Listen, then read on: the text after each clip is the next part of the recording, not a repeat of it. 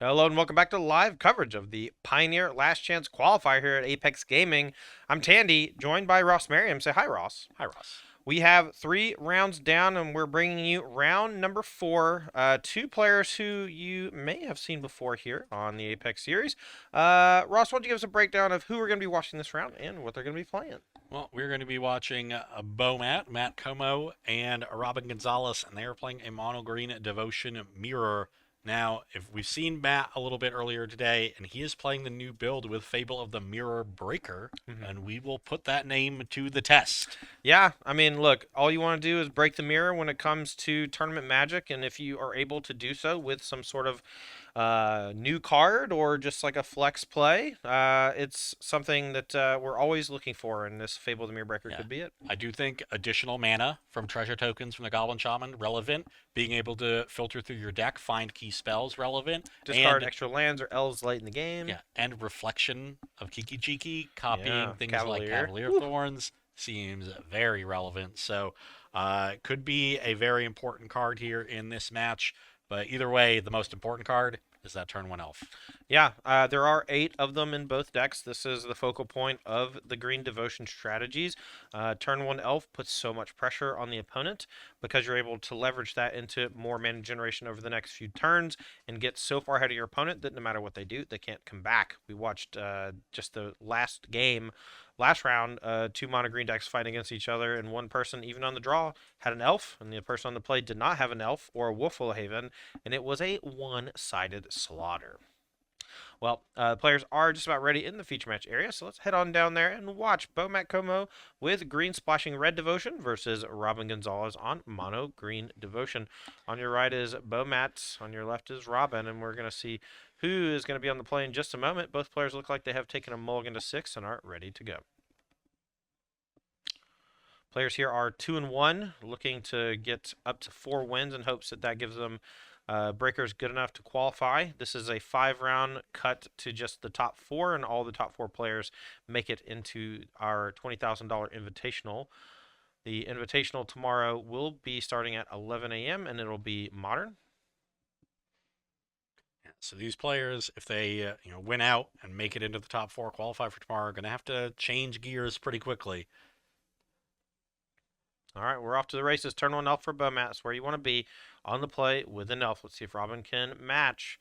It's a little bit worse on the draw, but we can sometimes break serve if our opponent stumbles a little bit after that turn 1 elf. Maybe misses their land drop. Maybe doesn't have another piece of mana acceleration. But looks like Matt has the nuts. Kiora into another elf, and that's going to be tough to come back from. Huge mana advantage.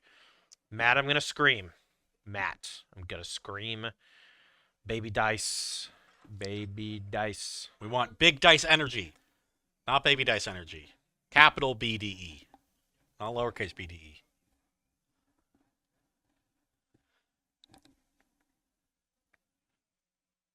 All right, here we go. Elf into Wolfwillow Haven, into another Wolfwillow Haven. So Robin matching on acceleration as best that she can. Kiora, though, one of the breakers here in terms of parity, just because it allows for explosive untaps of Nykthos and Wolfwillow Haven lands, but also extra cards off of the more kind of generic creatures in the matchup, Old Growth Troll and the like. But here is a turn 3 Karn the Great Creator, and we're going to go minusing. Let's see what Matt wants to go and find, and it's Sky Sovereign and another elf. Sky Sovereign going to come down next turn and kill that elf more than likely. Yeah, so Matt trying to get aggressive here. Really is his only threat, this Karn. And Sky Sovereign going to be able to pressure Robin while also keeping her mana somewhat in check. Sky Sovereign also a great answer to an opposing Karn the Great Creator that comes down in pluses or minuses. Yeah, you can't crew the Sky Sovereign, but with your own Karn, you can plus and animate it. It'll be a 5/5, not a 6/5, but you'll still get the trigger when it attacks. All right, Robin's hand has a Karn the Great Creator. We'll see if she wants to deploy that. Maybe goes even for something like Karn the Great Creator plus Pithy Needle, naming Pithy Needle on Karn the Great Creator itself. That can lock down Mats and maybe stall him out. He has no cards in hand other than the Sky Sovereign. When you're behind like this, sometimes you have to do desperation plays. We did see that in our one of our previous events, old Mason Clark against Jacob Eckert in a mono green mirror, and it ended up making the game take about 35 minutes. I am, let's say, not surprised. If Robin goes Karn, Needle, Karn, we're gonna go to another match, just like we did last time. Maybe, maybe not. We might be able to see this Sky Sovereign clean things up, but we'll see what Robin wants to do. Has a bunch of mana at her disposal. I know she has a Boseiju as well, so even though the Sky Sovereign can kill the elf or hit the Karn, it won't be that problematic in the long run. Yeah, if Robin does play Karn and wish for Pithing Needle to name Karn, then you're going to need the initial ETB trigger from the Sky Sovereign to finish off Robin's Karn. That way you can then crew the Sky Sovereign to keep attacking with it rather than need to use your Karn, which will now be under the needle that Robin found with her Karn. Right. Karn. Karn. Also, Richard Karn. Yes. A Alborla. legendary actor. All right, Karn the Great Creator, we're going to go peek at the sideboard. Robin is going to go reaching. -2, finds Pithing Needle, and we're perhaps in for the long haul. If Matt can't find something like Boseiju of his own, it's going to be pretty hard to get out from under this, but we know he has a significant mana advantage and board advantage with the Kiora. We also know that Matt's list, by virtue of having that red splash and needing to take up spots with that, does not have any Boseijus. Okay, so that means that Karn is completely locked out for both players as far as I can tell, because Boseiju cannot hit your own needle. And so it's just going to be Kiora running away with it.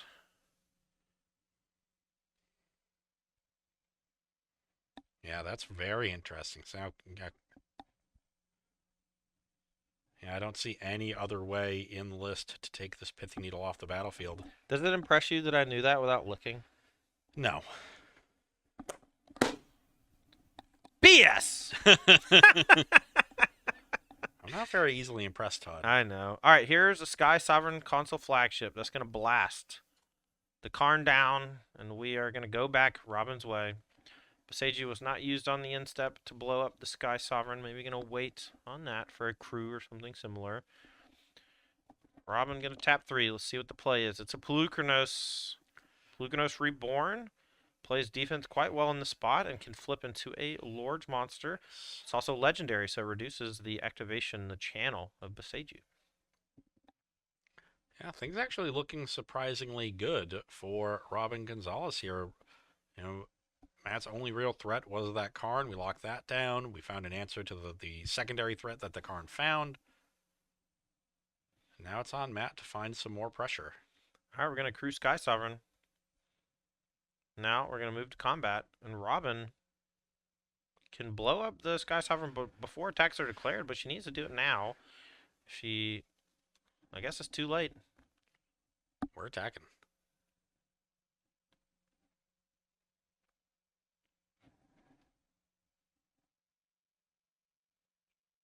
All right, Old Go Troll not going to attack, and we're going to send Sky Sovereign in only and kill the elf. Robin going to take 6, it seems. Choosing to hold on to Boseiju for later. Maybe just... I don't know. I just thought the Sky Sovereign was doomed. No. It is flying over in all of its Bodhi glory. All right, we're going to blow it up instep after we took a bunch... Nope, we're going to target Nykthos instead. It's going to keep Storm the Festival and other things like that contained. Yeah, but Robin, I guess the plan is to trade the Polukranos, or ignore it, flip Polukranos and start smashing in for 6 lifelink. We'll see what the plan is. It's going to come to fruition next turn, more than likely. We have 6 to go ahead and activate the Polukranos with that Phyrexian mana ability on top.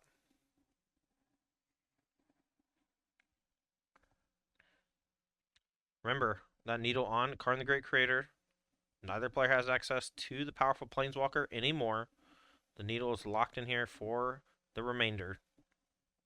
No Boseijus in Como's list, and Robin Gonzalez with no way to remove her own Karn. Our own needle on Karn. Here we go. Transform Polukranos. Kiora effectively free with that double Havened Forest, so it gets that down, uses the 6 mana to transform. That's going to cost 2 life. And yeah, we're leaving it up. So the plan is to trade. Okay, Matt going to start off here with Old Growth Troll. We're going to draw a card. We can use that to crew Sky Sovereign as well.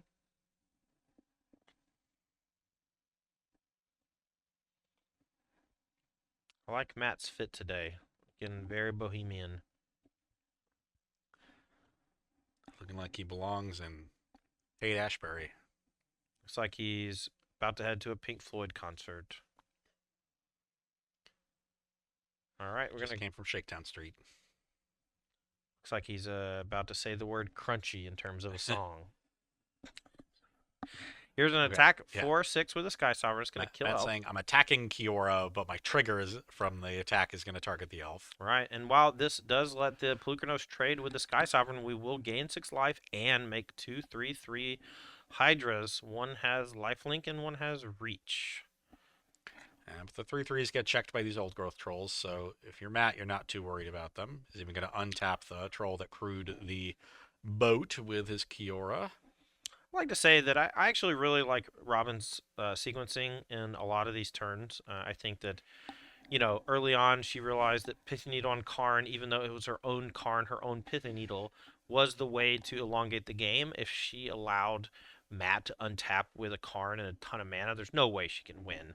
And after that, she realizes that she has to get some sort of foothold in the game, and the flipped Plukernos attacking into Old Growth Troll or whatever is just like not that big of a deal. Holding it back to trade makes sense. Using Besagio on the Nykthos makes sense.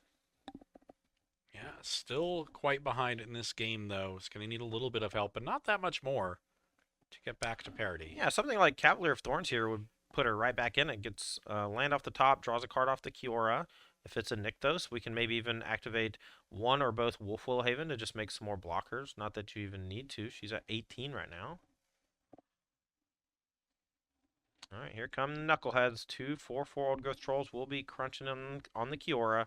Robin lets it die.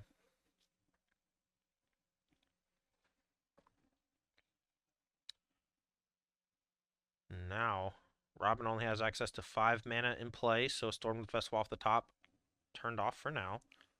Yeah, it really needs a Cavalier of Thorns here. After combat, it is important to note Matt did use a cure to untap Old Growth Troll to protect the Planeswalkers from the worm attacks. Hydra attacks, excuse me.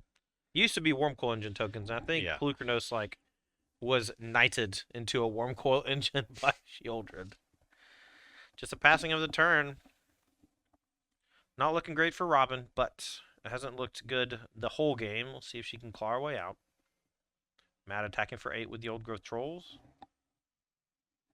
I see a double block in the future here, but maybe just take 6 down to 12. Okay.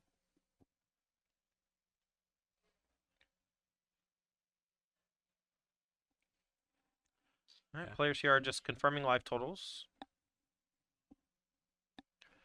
Doesn't have too much time, does Robin, to get back into this game. Doesn't look like she's found anything yet. We've reached the stage where players just kind of flip over the top cards of their deck and put them onto the battlefield. Right. So here we're going to tap 5. I think we're just going to sacrifice the Wolf Willowhaven here. That seems like what we're doing. Otherwise, the Cavalier would be like a very easy play. All right, make a 2/2 Wolf. Your go. And Robin here, desperately looking for some way to defend. I think she has multiple Karn the Great Creators in hand. That's a bummer. Oof, not so great now, is he? Yeah. Gonna look at the top 3 with Oath of Nissa. Finds. Ooh, Cavalier of Thorns. If one of those cards is a land and not a Karn like I think it is, then we can play mana number 6, which unlocks the Cavalier this turn. Unfortunately, I think your eyes were right. Like, my ears are gone, I think, but my eyes are still pretty sharp. Never needed glasses or contacts, Thank God. Gonna knock on wood.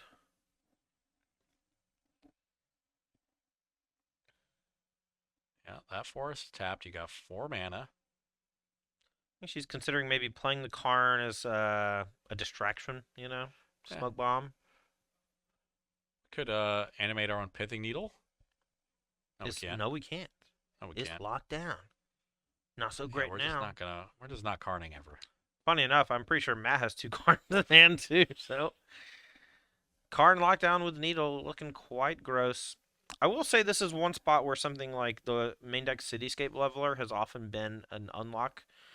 You can find it off Cavalier of Thorns or naturally draw it, and it's a good way to get out from under something like the Pithy Needle, but neither player here with that main deck. Yeah, Robin opting for the third copy of Pelucranos for consistency, and of course Matt playing the red splash for Fable of the Mirror Breaker. So no room for those Cityscape Levelers. All right, here's a big attack from Bomat. One of these 3/3s does have lifelink, so we can put a lifelink in front of the 2/2 Wolf, a 3/3 in front of one of the elves, go up to 13 and take 4, 8, 9, 10, back down to 3. Seems like a reasonable block. Robin here is lining up a block on the troll, though, for maximum damage prevention. I imagine it is the Reach Hydra on the troll. Keep the lifelink one around by blocking the wolf. So that means Robin will be taking 5. 1 trample from the blocked troll, 4 from the unblocked, and 3 life gain to negate the 3 elves. All right, let's see if Matt has any more pressure. Even something like Wolfwillhaven would be all right. Another 2/2. It's a little bit of an awkward block. If she had used her life total more as a resource, this Cavalier with 2 3/3s could then block both 4/4s and trade for those trolls. You could start getting somewhere. All right, free Kiora is going to untap. We're going to 3, 4, 5 play Cavalier of Thorns, draw a card. I don't mean to be alarmist, but I'm pretty sure that the Hydra in play is the Reach one. Might be. That would be bad. Agreed. We'll see if this game can go in Matt's favor next turn. We're going to say go. Draws another Carplusian Forest. That's one from, I believe, 6th edition? No, that's Ice Age. Excuse me. That's the snow one. Looks nice. Swanging on in, 2 blockers. Each go in front of a 4/4. We're going to take 4, 5. Or we're going to take 3, 4. If that's the Reach one. Okay. Now Old Growth Troll can go on a Force, and then we can sack it and draw a card off of the Kiora and make a 4/4. And maybe find some more pressure here. And that's what we're going to go do. Yeah, it was the Reach Hydra. That is a bit Big of a misstep. Yeah. I think with a few more bricks, Robin might have been able to crawl back into this one. The 2 extra 4/4s and extra cards would probably have been too much. But maybe with a couple good draw steps. Especially with this Kiora on the battlefield now. Yeah. All right. Robin Gonzalez, wait. It's still not out of it yet. Storm the Festival or something similar here. It could be quite good. A chain of blockers here also might be okay. But we got to defend against 5 attackers at 1 life. It's going to be quite difficult. And there is a Storm of the Festival in the graveyard. That's 3, 6, 7, 8, 9, 10. So we can start with that. It's going to tap us out, but anything can happen when you start storming. So what do we need here at 1 life?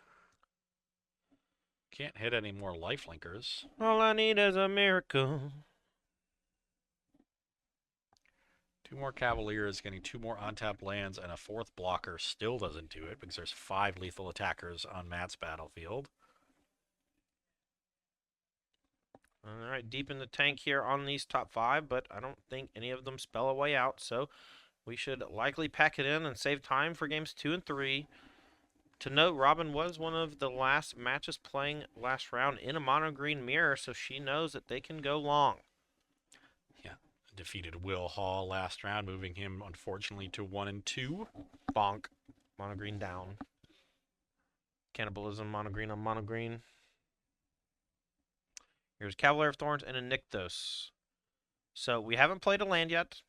We can draw a card off of Kiora. And we can find a land off of the Cavalier. And if we have a Storm of the Festival as our last card. Why are these going to the exile? I don't understand what's happening. Okay. Forests.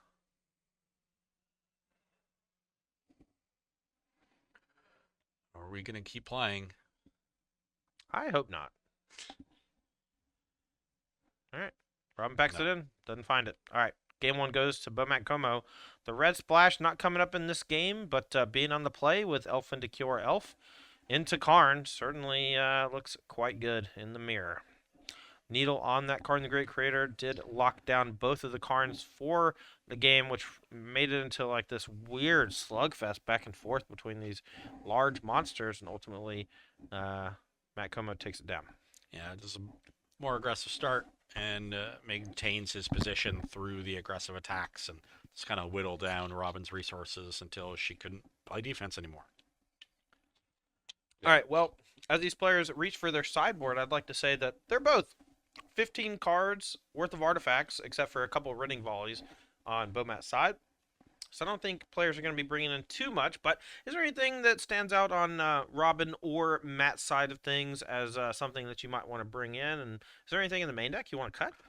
Well, there's a question of do they want main deck answers to Pithing Needle on Karn Yeah. in case that comes up in the post sideboard games? The problem is there's not a great one to bring in for either player. You know, you could side in the Cityscape Leveler they both have on the sideboard, but that's a really nice one to get off of Karn.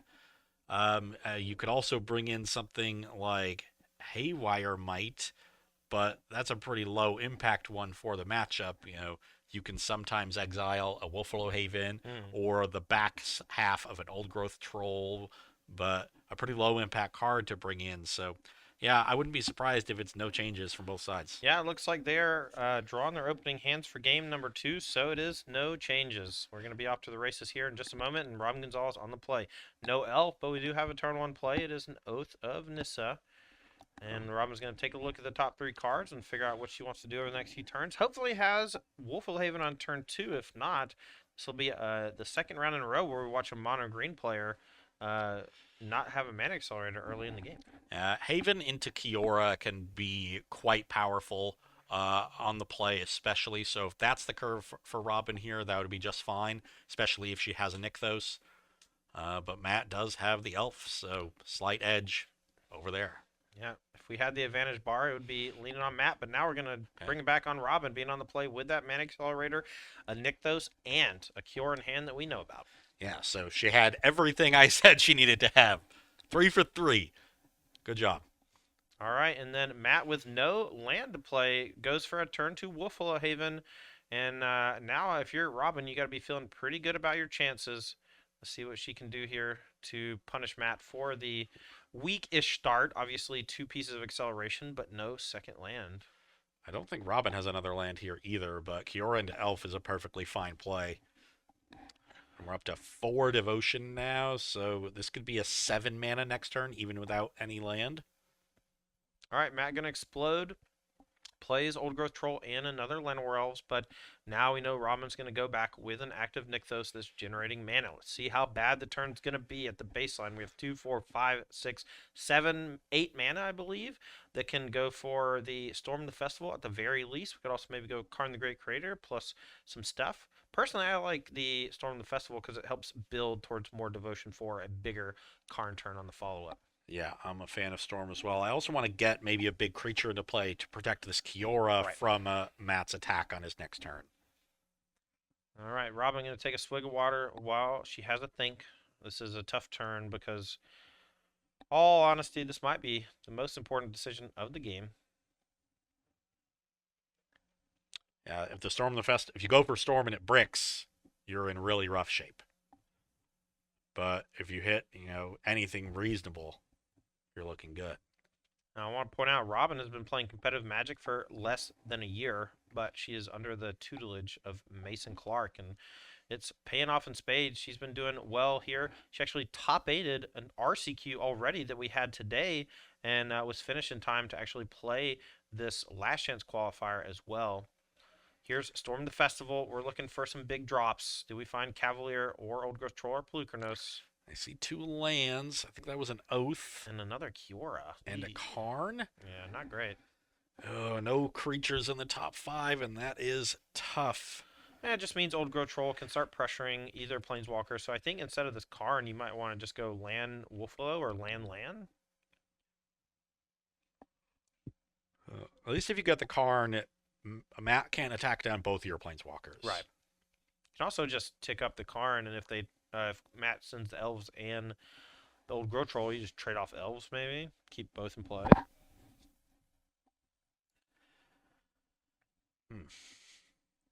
Tough, tough spot. This was not the Storm of the Festival Robin was hoping for. All right, Obi-Wan. What you gonna pick? A land or a Wolfwillow Haven?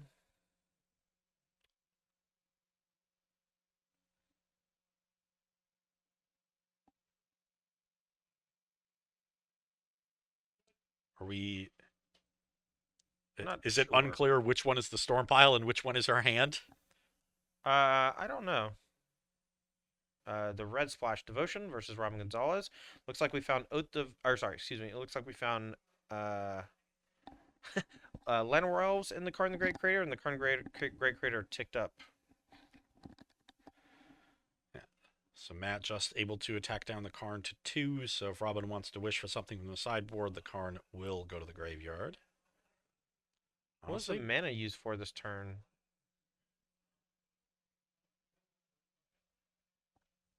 Oh, so we cast the Cavalier, but it was just yeah, accidentally accidentally put in it the in the graveyard. graveyard while Yeah. resolving the trigger. So Okay. Hi, Niall. Niall, like the river. okay, there's another Storm of the Festival in hand for Robin. She's looking quite good. The fact that Matt wasn't able to attack these Planeswalkers effectively last turn is a big deal. They're gonna pretty quickly run away with the game if she can support them with more powerful threats like Storm the Festival or Cavaliers of her own. I think if Robin literally just goes minus Karn, get Stonebrain all your Karns, I think that even though she's really far behind on board, she could easily win the game after that. It might be more beneficial to build a better defensive position here by playing the Storm Festival, looking for those big creatures, but that's what she tried to do last turn, and she missed. So if she just has big creatures to play from hand, I might rather do that instead of gambling again on the Storm of the Festival that missed last turn. Well, we got 6 green right now with the Double Haven Forest and a Nykthos on 5 Devotion. We could untap that Nykthos with Kiora and then use the Elf to flashback the Storm from the graveyard if we wanted to do that. Is that actually more mana efficient or less mana efficient than that you? It might be. It is. Sorry. Oh, you're good. Are the Jazz playing? Nope. I tried to set an alarm last night for 9 a.m. and I accidentally set it for 9 p.m. It's already 9 p.m. Yep. Wow. Okay. Robin gonna go for Cavalier of Thorns after floating a bunch of mana. What I was gonna ask was, is it more mana efficient to untap the Nykthos or the Wolfwillow Haven land, or is it the same? And I think it's the same. They both make 3 mana. Yeah. Nykthos just makes your devotion -2. So Okay, gonna play Cavalier of Thorns. We're gonna find a forest. We also get to draw a card. Why are we shuffling the cards before putting them in the graveyard? I'll never know. just want to give them a last look before we send them away. Just courtesy. All right, we're gonna float 2. We can Storm the Festival here with the mana floating.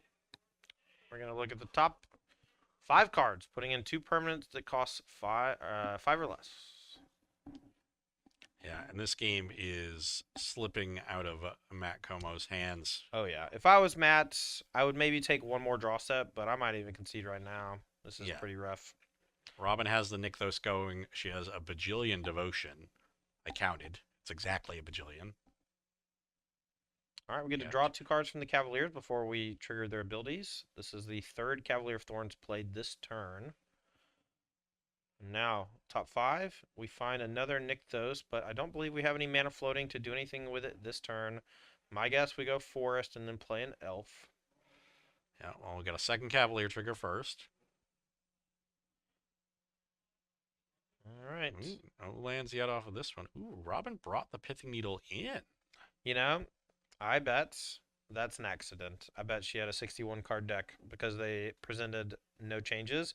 And now 10 years ago or whatever, that would have been game loss for presenting like too big of a deck. Yeah. But they made a change to the rules at some point in the last decade that said if you present a bigger deck than what you started with, it's fine as long as you don't have like more cards in your sideboard than what you're supposed to. You are allowed to have a less than 15 card sideboard with more than 0 used to none. And you're also allowed to go up on cards in your deck. That's actually a nice strategy in Modern against Mill. Sometimes just bring in 6 cards. Buys you an extra turn sometimes. Right. Robin cashes in the card to get Pestilent Cauldron, trying to set up the combo kill here. Has plenty of devotion to do it. I'm counting 14, 15. Yeah, this is Matt's last turn. He can play Storm the Festival here and cross his fingers, but without Nykthos in play, it's going to be very difficult to keep going from just the Storm the Festival. It's going to require a lot of help. Doesn't have it. Very likely dead, and he knows it, and he might want to save some time. Director, is our clock reflective of the time extension? I assume not. All right. Well, we do have a 6-minute time extension, so we'll add that to the clock to make sure that it is correct for these players. So players on a little over 20 minutes here to try to finish this match. It's doable. The problem here for Matt is that he finds all the things he needs for next turn. He's tapped out. He's unable to keep going with Nykthos. And now he has to like cross his fingers that Robin just fumbles the ball. But with a Card in the Great Creator in the yard, a billion mana, and the Pestilent Cauldron / Restorative Burst in hand already from the Karn last turn, feels elementary to win from here if you're a mono green vet. Yeah, she has another card in hand. I don't know. Is there another Kiora in the graveyard yet? I don't know. All we need is double Karn, double Kiora, 14 devotion. Yeah, I don't think we need the double Karn and Cure anymore now that the Chain Veil is in the mix. Yeah. And that one lets you often activate the Planeswalkers enough times so that they can put themselves into the graveyard.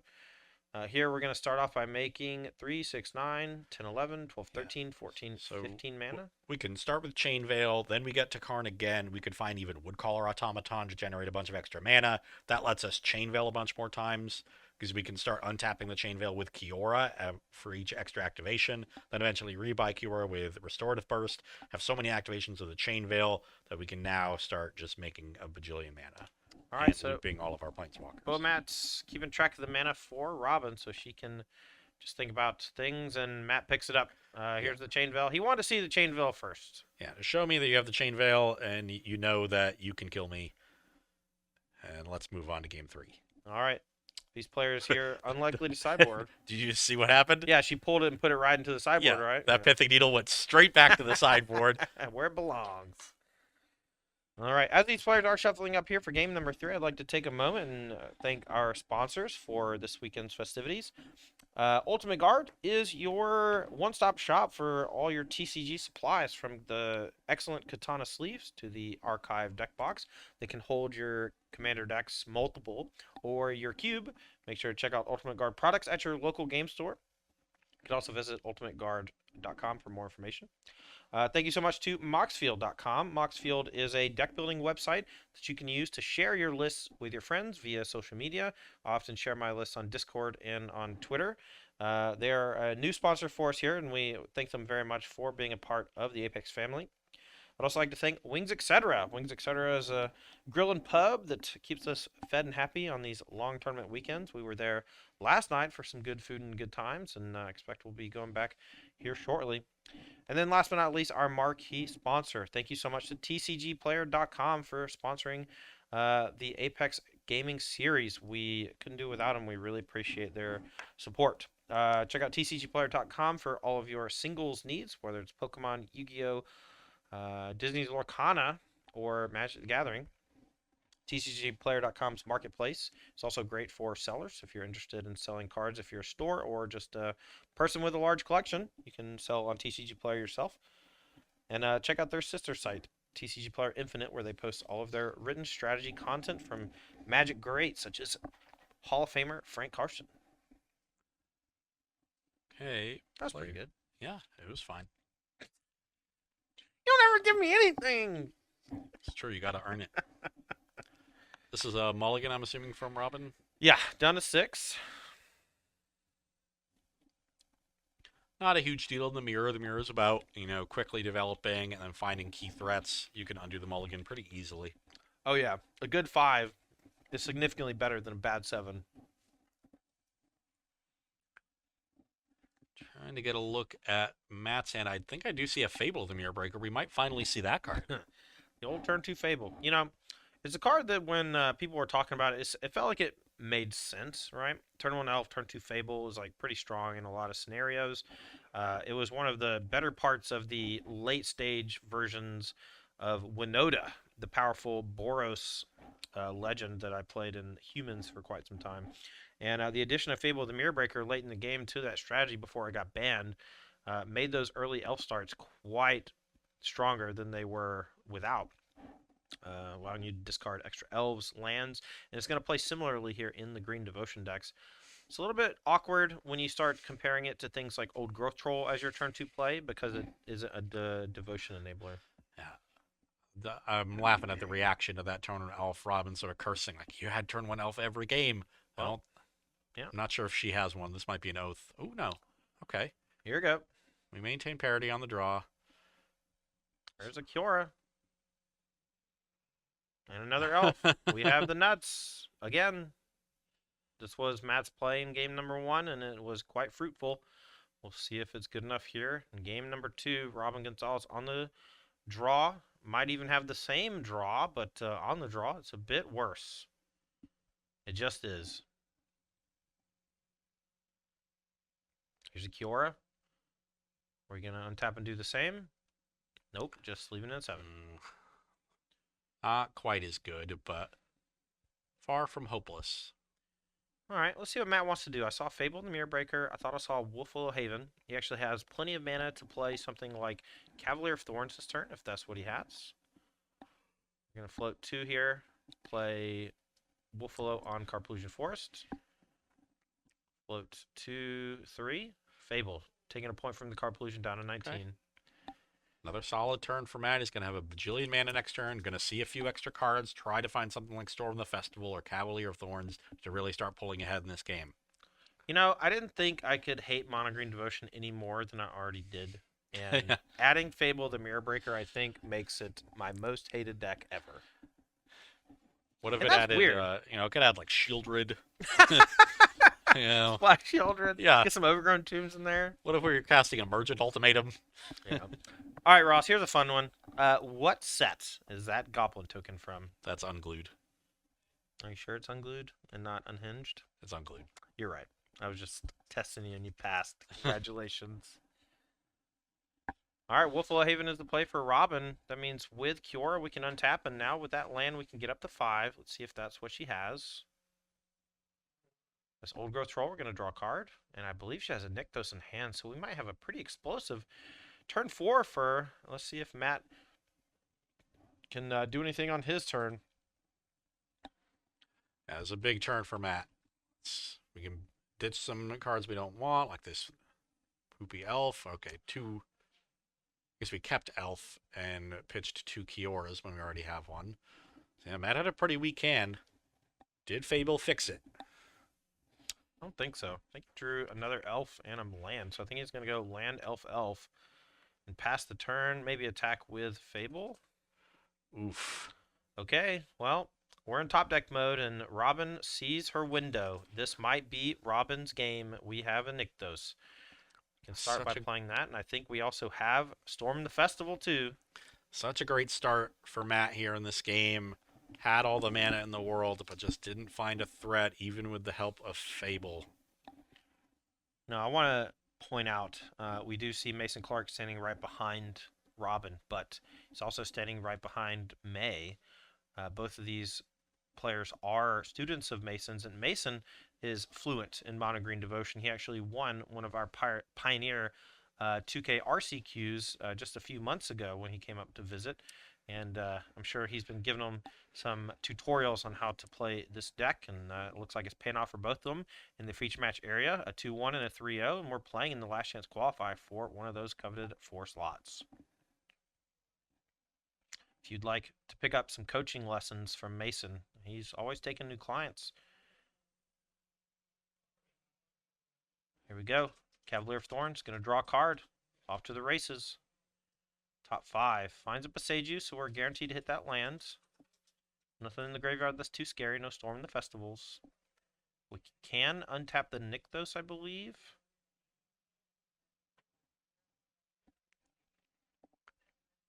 Matt knows he's dead. Just stewing, sitting there thinking about how much Dairy Queen he can eat tomorrow, since he's not going to make it into the Invitational. Tough. Bubbled in our modern LCQ earlier today at 4-1. Might finish this one with a 3-2.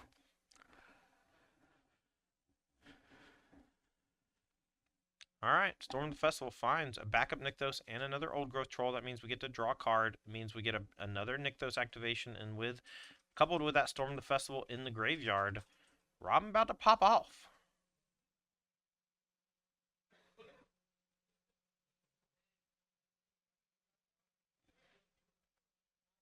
Nykthos gets activated. I believe we still have a Cure untap as well. So here's 12.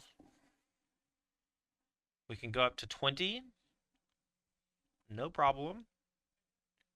But we may want to use some of our mana first. Down to 8. Could also be wrong. That Cure might have also gotten used this turn already, but I'm pretty sure we can still untap once. Alright. This should be all she wrote. I don't think it's deterministic, but maybe it is. If there's a Cure untap, I think it is deterministic. If there's not a Cure untap, then 8 mana should be good enough for like Cityscape Leveler to blow up the Kiora, and that's going to constrict a bunch of stuff. Here's a Chain Veil, though. Usually when Chain Veil is the one that's grabbed, it's game over.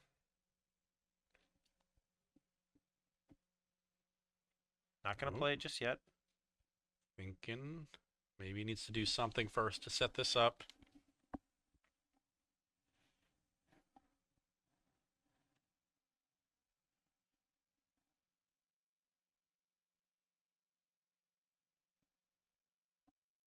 Yeah, I don't know if Robin has another Cure activation, and it would cost 8 mana to play and activate the Chain Veil. Yeah, so maybe just going to wait till next turn to do it if she doesn't have the Cure activation. Yeah, which is not the worst idea. Matt's empty-handed. What is he going to draw? I would probably have to start with Storm the Festival. Yeah, maybe Cavalier of Thorns into Storm the Festival. Yeah, Storm into double Cavalier hit, Nykthos, milling over multiple storms and go from there. Look, I've seen crazier things, I play a lot of Pioneer. I know how dangerous Green Devotion can be. It's like a rattlesnake. It'll bite you. You least expect it. Alright, here's an Oath of Nissa. We go down to 7. Look at the top 3 cards. Finds another Karn the Great Creator, I believe. Perhaps the Chain Veil grab was a little bit premature. I would have loved to see Cityscape Leveler for not combo killing this turn. That could have blown up the Kiora and made this a little bit easier. And now we can attack for 4 with the Cure itself, or into the Cure itself with the Old Growth Troll. You could have at least played the Chain Veil with all that floating mana. Doesn't want to leave it vulnerable to Boseiju off the top, I think. I'm fine with it. That is a Nykthos off the top for Matt, which gives him a bunch more mana, but still has nothing to do with it. Yeah, and he's just going to pack it in because he knows with that Chain Veil in hand, it's a deterministic kill next turn. And Robin Gonzalez moves to 3-1.